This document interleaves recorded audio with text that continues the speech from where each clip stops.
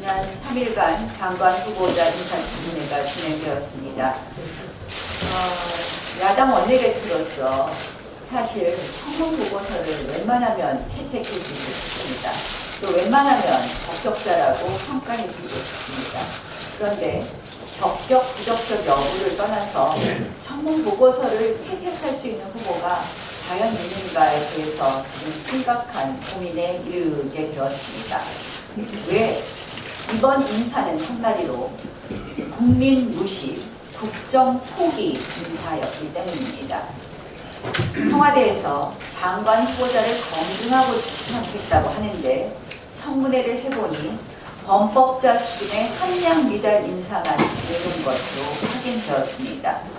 국무회의장이 아니라 당장 수사기관에 앉아야 할 후보가 대부분이었던 것 아닌가 라고 생각을 하면서 아마 국민들도 이러한 모습을 보면서 답답함을 넘어서 분노를 느꼈을 거라고 생각을 합니다. 적폐행위, 불공정, 부정행위를 일삼으면서 특혜와 특권으로 살아온 후보자들은 청문회장에서 할 수 있는 말은 반성한다, 소금거한다 라는 말밖에 없습니다. 한마디로 이번 입이 10개라도 할 말이 없을 3.8 개각 참사다 이렇게 봅니다. 문재인 정부는 더 이상 적폐청산, 정의, 공정이라는 단어를 입 밖으로 꺼내면 안 된다고 생각을 합니다. 부동산 투기, 세금 탈루, 방역법 위반 등 일반 국민들은 평생 하나라도 위반하기 어려운 위법 행위들을 사익을 위해서 수차례 반복하면서 살아온 후보들이었습니다. 조동호 후보 10건, 김현철 후보 7건, 진영 후보 8건, 박영우 후보 6건, 문성혁 후보 6건, 박영선 후보 14건, 최정호 후보 5건 등 굵직한 의혹만 총 56건 정도로 파악하고 있습니다. 청와대의 7대 기준은 이미 선발 기준이 된 듯합니다. 즉각 폐기해 주실 것을 요청합니다. 심지어 어제 중기벤처 장관 후보, 벤처부 장관 후보 박영선 후보의 경우에는 오만불손하고 적반하장의 태도로 일관했습니다. 황후 진료 의혹을 제기하는 것에 대해서는 여성 운운하면서 빠져나가기 일쑤였고 평창 패딩을 누가 주었는지 묻는 질문에 대해서는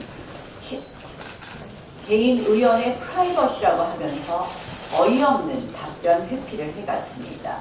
또한 저희 당대표에 대해서는 김학의 관련 CD 동영상을 보여준 것처럼 진술했다가 진술을 바꾸기도 했습니다. 한마디로 어제 박영선 후보자의 이러한 인사청문회의 태도는 기본적인 자질도 갖추지 않은 그런 모습으로 일관했기 때문에 저희 당은 청문회를 보이콧할 수밖에 없었다는 말씀을 드립니다. 도대체 누가 청문회를 하는 것인지 어이가 없는 수준입니다. 문재인 정부 들어서 한마디로 의회 민주주의와 여야 간의 무언의 룰, 예의, 그런 상식 이런 것이 일체로 무너지고 있습니다. 인사청문회 제도가 형해화되고 있습니다. 권력은 무한하지 않습니다. 결국 부메랑으로 돌아올 것입니다. 후보자들도 문제지만 대표께서도 말씀하셨지만 청와대 인사검증 시스템이 하루 이틀 문제가 아닙니다. 청와대 인사 라인에 민정수석을 비롯해서 인사 라인에 있는 팀은 하루빨리 교체해야 될 것 같습니다. 이따 10시에 저희가 회의하면서 간사회의를 통해서 자세한 내용을 또 말씀드리겠습니다. 지난 26일 국민연금이 총수의 사내이사 선임에 반대한 데 이어 어제 27일 한 총수의 사내이사직이 실제로 박탈되었습니다. 특정 총수 일가가 일으킨 무리를 변호할 생각이 없습니다. 죄가 있다면 수사받고 처벌받아야 합니다. 도덕적 문제가 있다면 지탄받아 마땅합니다. 하지만 이번 국민연금의 결정과 개입은 심각한 시장 파괴적 행위입니다. 한마디로 국가가 직접 나서서 기업을 통제하고 심한 경우 기업의 경영권도 뺏겠다는 것을 보여주었다고 생각합니다. 지난해 국민연금 스튜어드십 코드 도입 당시 이미 이 같은 사태는 예견되었습니다. 대한민국 국민연금은 정부가 직접 통제하는 정권연금이기 때문에 연금사회주의라는 우려가 각계각층에서 쏟아졌습니다. 그런데 올해 1월 문 대통령은 급기야 직접 지시를 내립니다. 국민연금이 대기업 단죄에 직접 나서라고 엄포를 했습니다. 그리고 어제 국민연금의 경영권 박탈이 현실화되었습니다. 대한민국 국민 노후를 책임질 우리 연금이 사실상 문재인 정권의 반기업 펀드, 반시장 펀드, 반헌법 펀드로 전락하고 만 것입니다. 사실 이 모든 계획은 김경수 지사와 함께 불법 댓글 개선 부정선거를 획책한 드루킹의 아이디어이기도 합니다. 국민연금의 적극적 의결권 행사를 핵심으로 보고 있다. 이를 통해 주주총회에서 오너 일가를 축출하고 사회적 경제적 영향력이 큰 기업일수록 경영자와 이사회를 분리해 사실상 국민기업화하는 것, 이것이 중요한 경제 정책이라고 드루킹이 주장했습니다. 또 이미 이 부분의 상당 부분은 판결문에서도 확인되고 있습니다. 댓글 공작으로 여론을 통제하고 국민연금을 장악해 기업을 통제하자는 드루킹의 계획이 이 정권 하에서 착착 실현되고 있는 것입니다.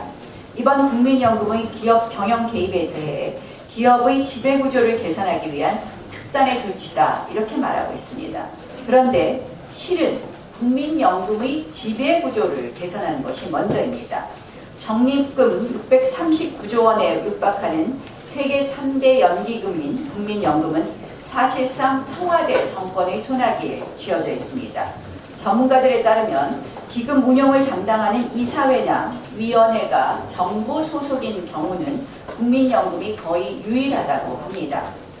현재 국민연금 기금운영위원회 장은 보건복지부 장관입니다. 연금 운용의 독립성, 전문성을 기대하기 어려운 부분입니다. 특히 이 정권처럼 반기업 정서에 사로잡힌 정권 밑에서는 국민연금의 운명이 상당히 위태롭습니다. 지난해 설립 이후 최초로 최대 손실을 본 것이 결코 우연이 아닐 것입니다. 수익성 증대, 노후 보장에는 관심이 없고 시장 개입, 기업 겁박에 악용하려는 것으로 보이고 있습니다. 총수일가의 위법은 공정한 수사와 재판으로 단죄해야 합니다. 이번처럼 사회정의 실현을 내걸며 국민 노후 자금으로 기업 경영에 직접 개입하는 것은 대한민국 시장 경제의 근간을 흔드는 것입니다.